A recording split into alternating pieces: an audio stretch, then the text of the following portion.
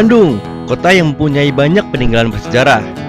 Banyak bangunan berdiri sebagai saksi bisu sejarah tersebut.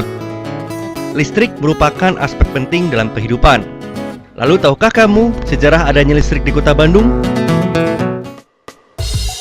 Awal kelistrikan di bumi Parahyangan sudah ada semenjak pemerintah kolonial Belanda masih bercokol di tataran tanah Sunda.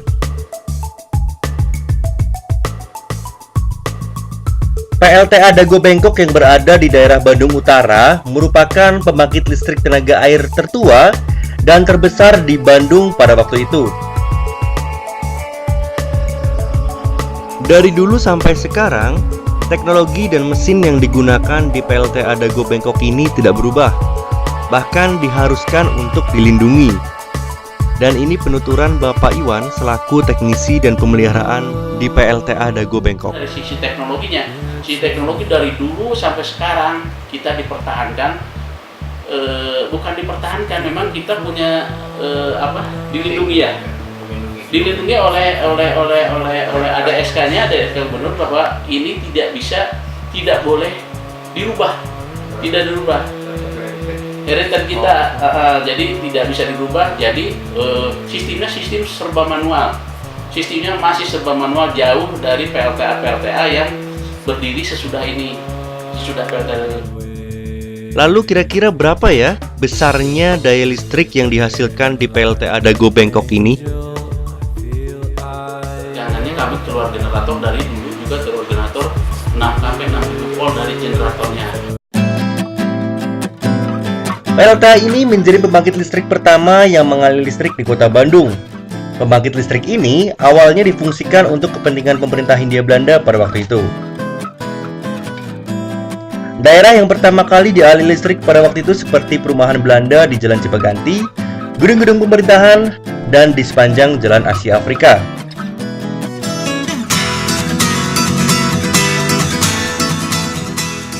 Nah, kalau tadi kita udah berbicara soal pembangkit listrik di kota Bandung, ini dia tempat pendistribusian atau penyebaran listrik se-Jawa Barat dan Banten. Berdiri perusahaan yang mengelola penyediaan tenaga listrik bagi kepentingan publik. Nama perusahaan itu adalah Bandung Electric State Maatschapppij atau BEM. Dalam perjalanannya, BEM pada tanggal 1 Januari 1920 berubah menjadi perusahaan perseroan menjadi Gemeenschappelijk Electric State Bedrijf voor Bandung atau GBO. Setelah kekuasaan penjajahan beralih ke tangan pemerintah Jepang di antara rentan waktu 1942 sampai 1945, pendistribusian tenaga listrik dilaksanakan oleh Jawa Denki Jikyo Sha Bandung Shisha dengan wilayah kerja di seluruh Pulau Jawa. Setelah Indonesia merdeka, tahun 1957 menjadi awal pengelolaan penyediaan tenaga listrik di seluruh tanah air yang ditangani langsung oleh pemerintah Indonesia. Selanjutnya di tahun 1961, melalui peraturan pemerintah nomor 67, dibentuk Badan Pimpinan Umum Perusahaan Listrik Negara atau BPU-PLN sebagai wadah kesatuan pimpinan PLN.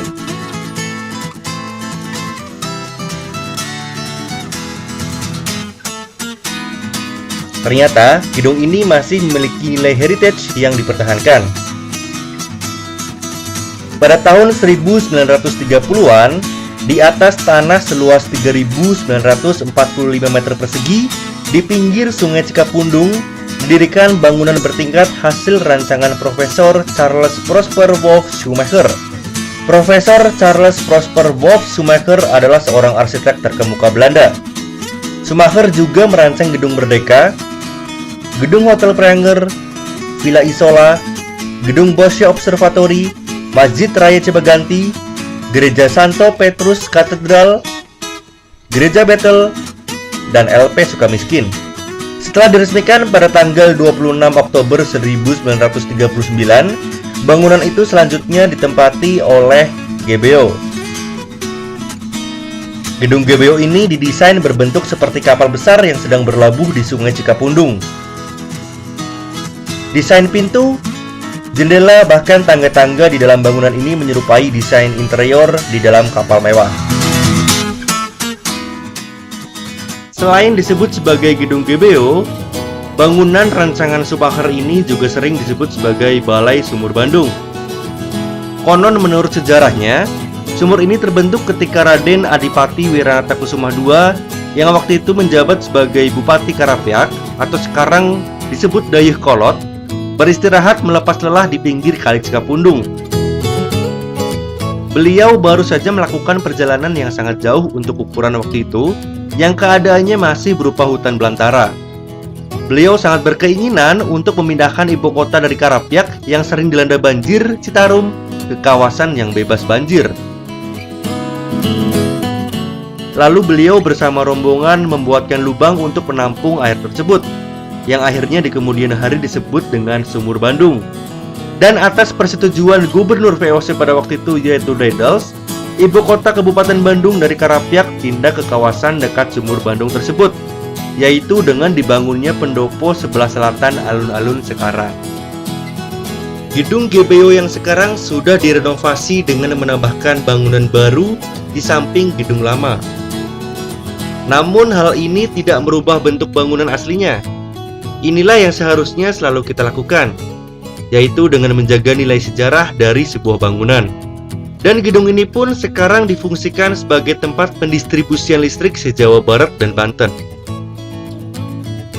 Dalam mendistribusikan listrik, PLN pun tidak pernah bosan untuk mengingatkan para pelanggannya agar berhemat dalam penggunaan listrik. Karena berhemat dalam penggunaan listrik akan memberi banyak keuntungan. Maka dari itu, berhemat ya dalam penggunaan listrik.